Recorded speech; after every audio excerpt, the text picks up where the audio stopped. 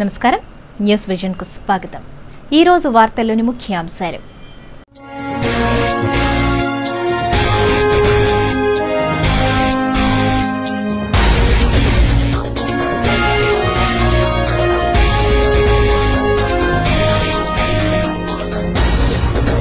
Plastic నిర్మూలనకు యుద్ధ ప్రాతిపదికన చర్యలు చేపట్టండి। ప్రజల్లో అవగాహన కల్పించి పర్యావరణాన్ని పరిరక్షించండి। కార్పొరేషన్ అధికారులను ఆదేశించిన పురపాలక శాఖ సంయుక్త సంచాలకులు ఖాదర్ సాహెబ్।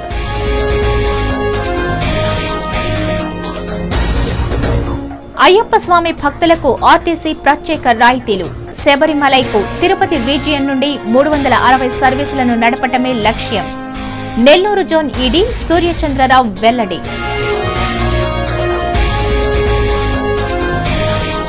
ఒకరోజు పర్యటన నిమిత్తం తిరుపతి విచ్చేసిన జగన్, అతిగా ప్రవర్తించిన అంగరక్షకులపై తిరగబడిన ప్రజలు। మధుమేహ వ్యాధి పట్ల ప్రతి ఒక్కరూ అవగాహన కలిగి ఉండాలి। ఐఎంఏ నగర అధ్యక్షులు డాక్టర్ శ్రీహరిరావు 2011 డయాబెటిక్ వాక్ ను జెండా ఊపి ప్రారంభించిన తిరుపతి పార్లమెంట్ సభ్యులు చింతామోహన్।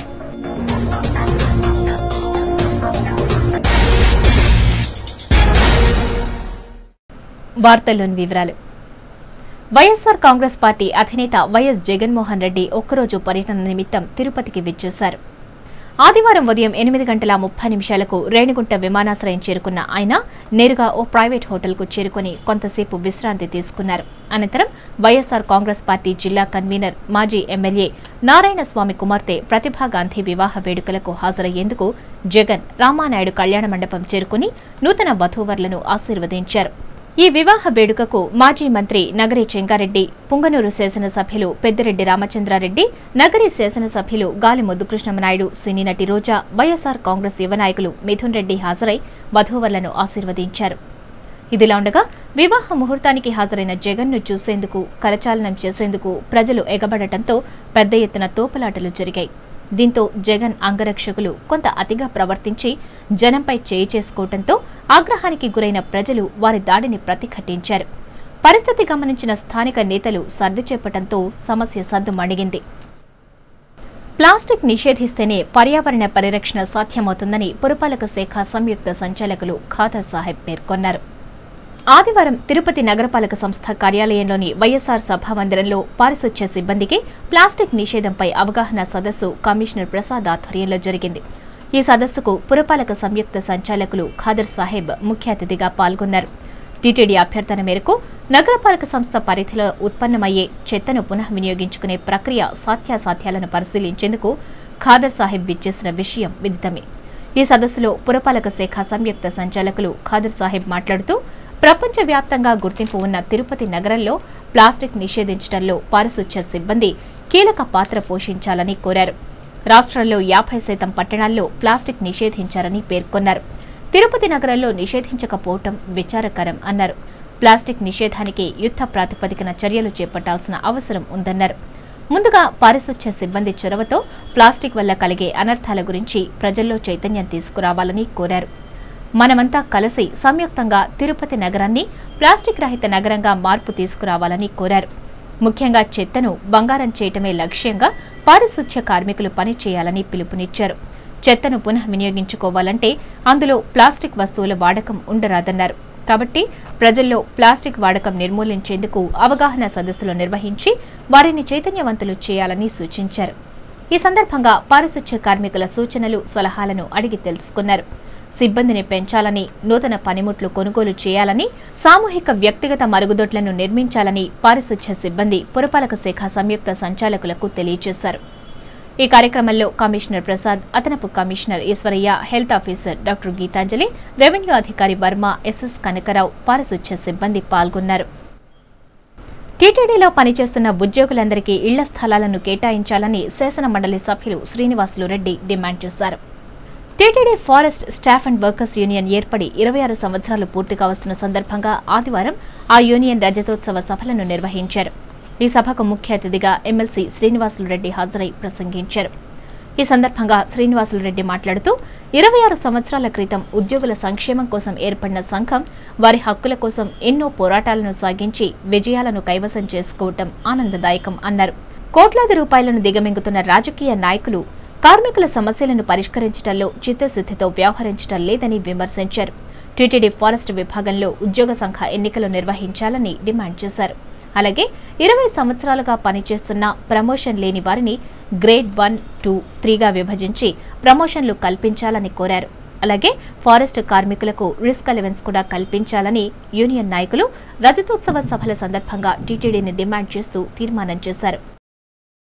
ఈ నెల 20వ తేదీ నుండి డిసెంబర్ చివరి ఆదివారం వరకు జిల్లా స్థాయి గానామృత పోటీలు నిర్వహించడం జరుగుతుందని ప్రజాహిత సేవా సంస్థ అధ్యక్షులు రాజరత్నం రెడ్డి తెలిపారు. ఆదివారం చిత్తూరులో ప్రజాహిత సంస్థ సభ్యులు మీడియాతో మాట్లాడుతూ జిల్లా కేంద్రమైన చిత్తూరులోని ఎన్జీఓ హోం ఆవరణలో పాడుతా తీయగా కార్యక్రమం తరహా కార్యక్రమం 20వ తేదీ నుండి డిసెంబర్ వరకు ప్రతి ఆదివారం జరుగుతుందని తెలిపారు. ఈ కార్యక్రమంలో పాల్గొనదలిచిన పోటీదారులు 14 సంవత్సరాల నుండి 30 సంవత్సరాలలోపు ఉన్నవారు ఏ ప్రాంతవాసులైనా అర్హులని, వీరికి ప్రవేశ రుసుం 50 రూపాయలు అని అన్నారు. ప్రతి ఆదివారం ఎలిమినేషన్ ఉంటుందని పేర్కొన్నారు. చివరి ఆదివారం పోటీదారులలో 3 ఎంపిక చేసి బహుమతులు ప్రదానం చేయడం జరుగుతుందని అన్నారు. ఆసక్తి కలవారు పాల్గొనవచ్చని సూచించారు. ఈ కార్యక్రమంలో ప్రజాహిత సంస్థ సభ్యులు లీలామోహన్ రెడ్డి, రాజశేఖర్, ఆదినారాయణ తదితరులు పాల్గొన్నారు. తనపల్లి రోడ్లో జరిగిన రోడ్డు ప్రమాదంలో ఓ వ్యక్తి దుర్మరణం చెందగా 3 వ్యక్తులకు తీవ్ర గాయాలయ్యాయి. పోలీసుల కథనం మేరకు వివరాలిలా ఉన్నాయి. కార్బేటి నగరం నాగిరెడ్డిపల్లెకు చెందిన శ్రీనివాసులురెడ్డి, ప్రేమ్నాథ్ రెడ్డి ద్విచక్ర వాహనంపై శనివారం రాత్రి జరిగిన బంధువుల వివాహ కార్యక్రమానికి హాజరై ఆదివారం ఉదయం తిరుగు ప్రయాణమయ్యారు.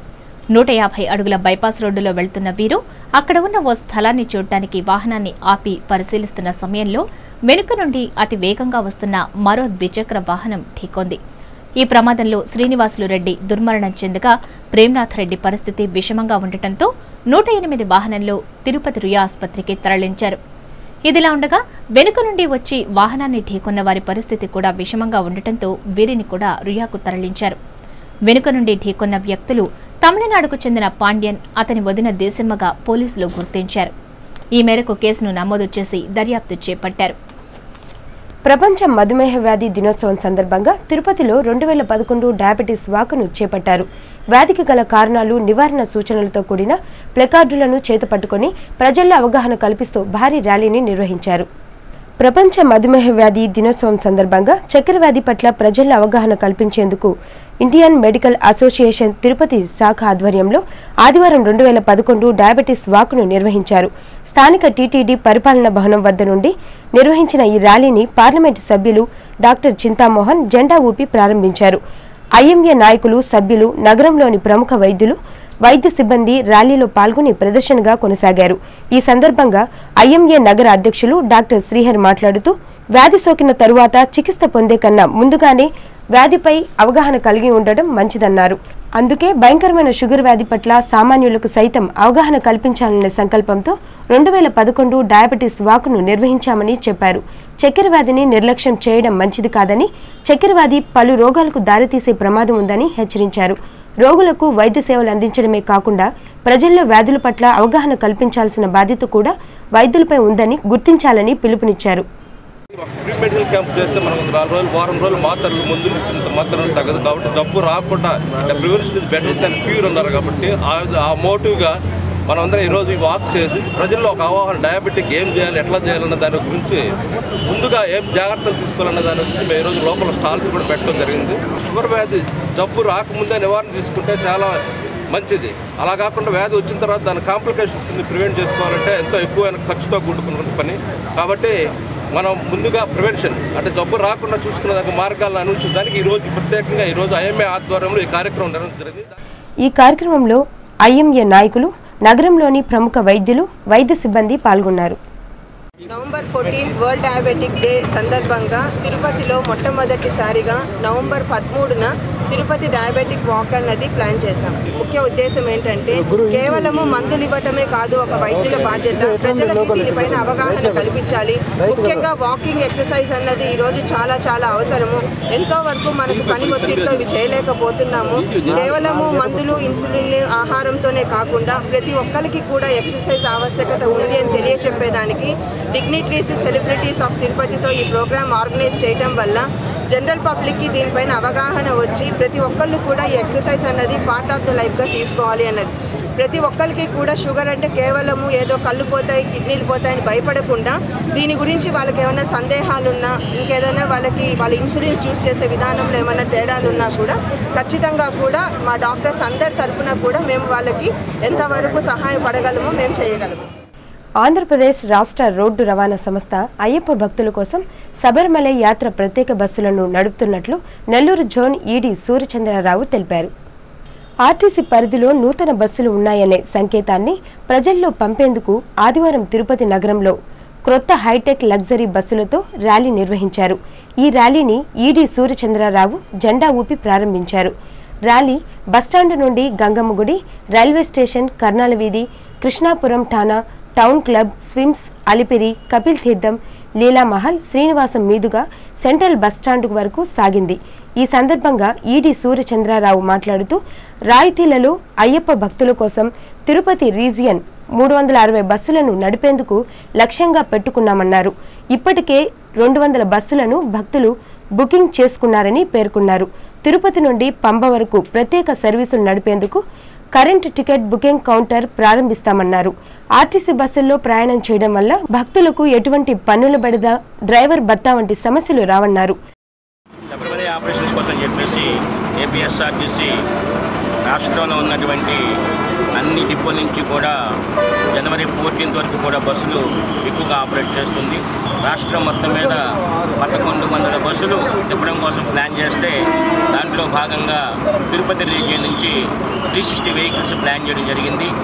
ప్రయాణికుల్ని బాగా శబరిమల చేరవేసి భక్తుల్ని వారి యొక్క కోరికలు తీర్చడం కోసము శబరిమల తీసుకెళ్లడమే కాకుండా ఆర్టీసీ కూడా రమారమి 5 కోట్ల ఆదాయం వచ్చే విధంగా కూడా రాష్ట్రం మొత్తం ప్రయత్నం చేస్తూ ఈ నెల్లూరు జోన్లో కూడా ఆల్మోస్ట్ ఒక 500 వెహికల్స్ ఆపరేట్ చేయడం కోసం ప్లాన్ చేయడం జరిగింది. తిరుపతి రీజనల్ మేనేజర్ నాగశివుడు మాట్లాడుతూ తిరుపతి రీజియన్ నుండి శబరిమలకు అన్ని రకాల బస్సు సర్వీసులు నడుపుతున్నామన్నారు. ఆర్టీసీ బస్సుల్లో శబరిమలకు వెళ్లడం వల్ల కర్ణాటక, కేరళ, తమిళనాడు రాష్ట్రాలకు పన్నులు చెల్లించాల్సిన అవసరం లేదన్నారు.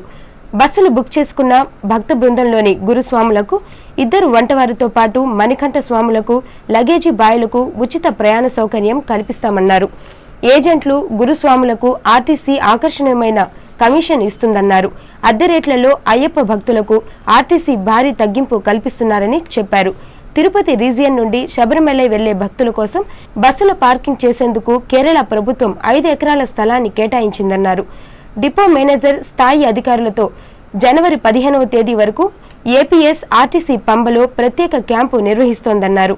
ఈ అవకాశాన్ని ప్రతి ఒక్కరూ సద్వినియోగం చేసుకోవాలని కోరారు. ఈ సంవత్సరం రాష్ట్రంలోనే అత్యధికంగా మన జిల్లాకు బస్సులు ఇవ్వడం జరిగింది. ఇప్పటిదాకా 200 బస్సుల్ని మనకు కొత్త బస్సులను ఇచ్చారు. అందులో సప్తగిరి ఎక్స్ప్రెస్లు 60, అలాగే పల్లె వెలుగులు 40 బస్సులు, అలాగే ఇంద్రా బస్సులు కూడా రాబోతున్నాయని నిన్న ఈడీ గారు చెప్పారు. సో ఈ విధంగా మనం అందరికన్నా ఎక్కువగా మనం చిత్తూరు జిల్లా ప్రయాణికులకు సౌకర్యాలను ఏర్పాటు చేస్తున్నాం.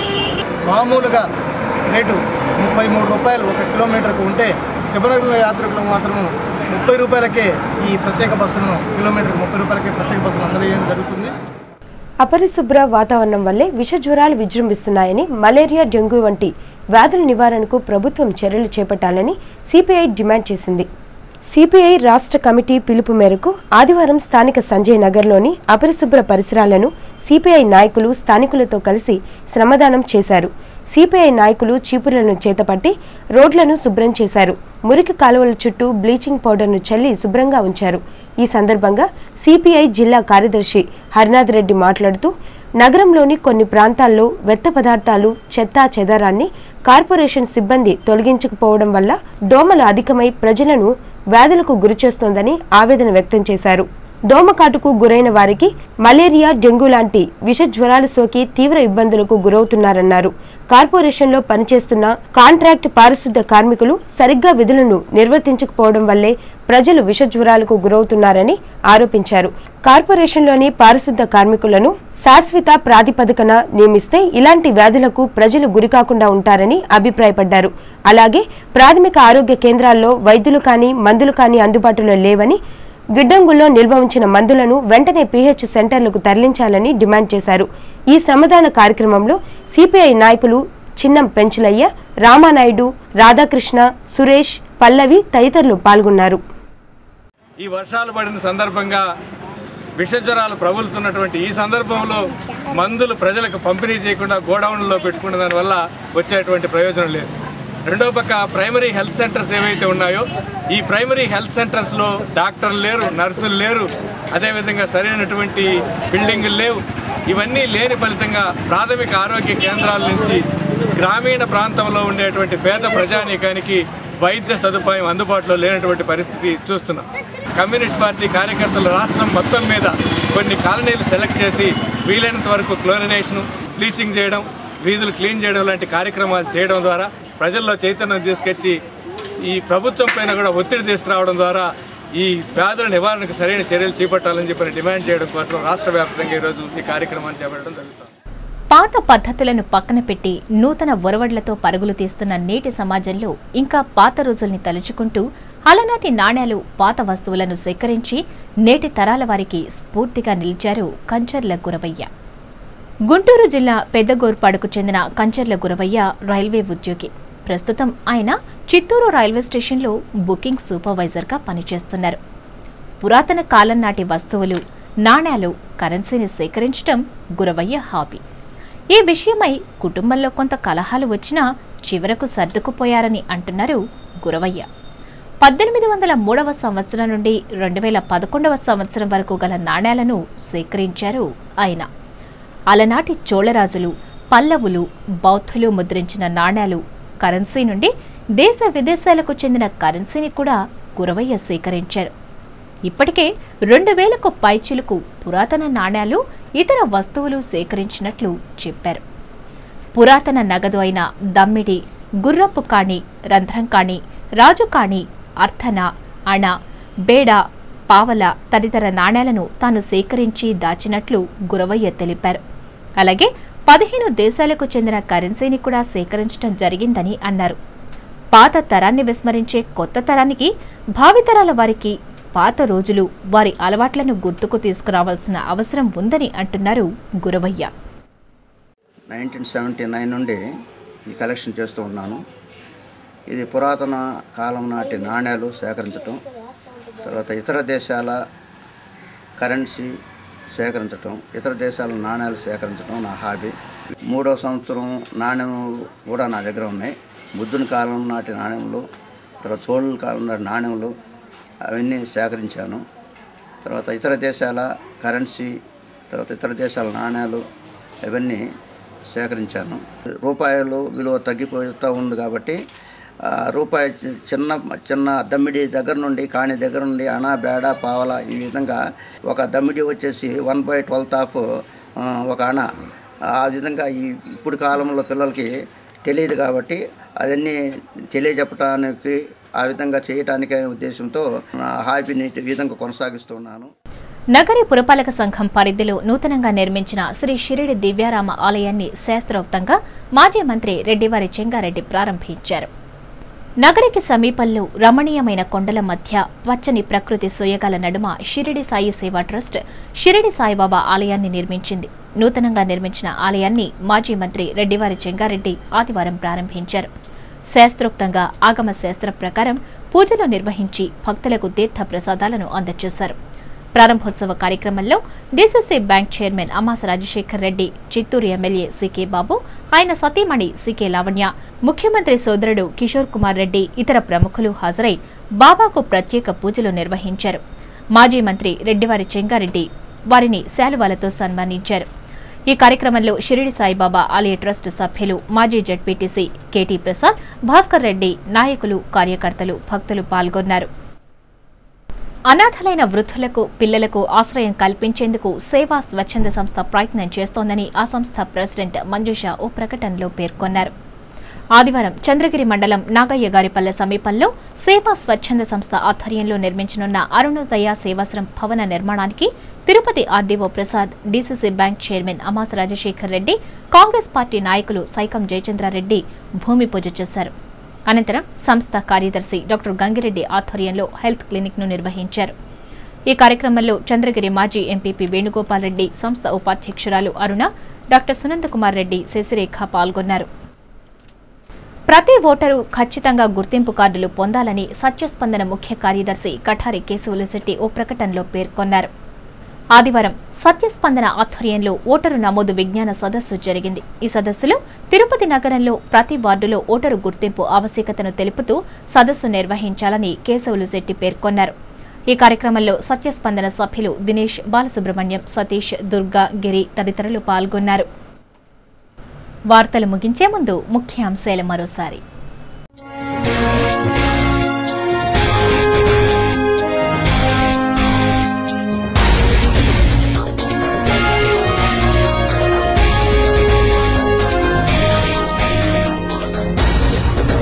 ప్లాస్టిక్ నిర్మూలనకు యుద్ధ ప్రాతిపదికన చర్యలు చేపట్టండి. ప్రజల్లో అవగాహన కల్పించి పర్యావరణాన్ని పరిరక్షించండి. కార్పొరేషన్ అధికారులను ఆదేశించిన పురపాలక శాఖ సంయుక్త సంచాలకులు ఖాదర్ సాహెబ్.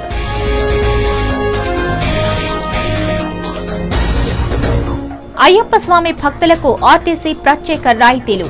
శబరిమలైకు తిరుపతి రీజియన్ నుండి 360 సర్వీసులను నడపటమే లక్ష్యం. నెల్లూరు జోన్ ఈడీ సూర్యచంద్రరావు వెల్లడి.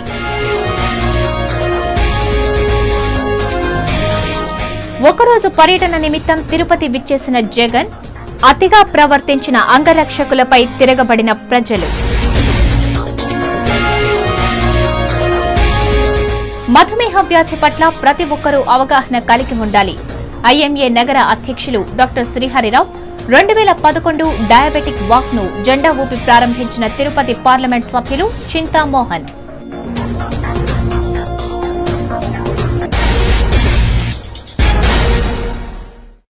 ఈ వార్తలు ఇంతటితో సమాప్తం. సమగ్ర సమాచారంతో న్యూస్ విజన్ లో మళ్ళీ కలుసుకుందాం. అంతవరకు సెలవు. నమస్కారం.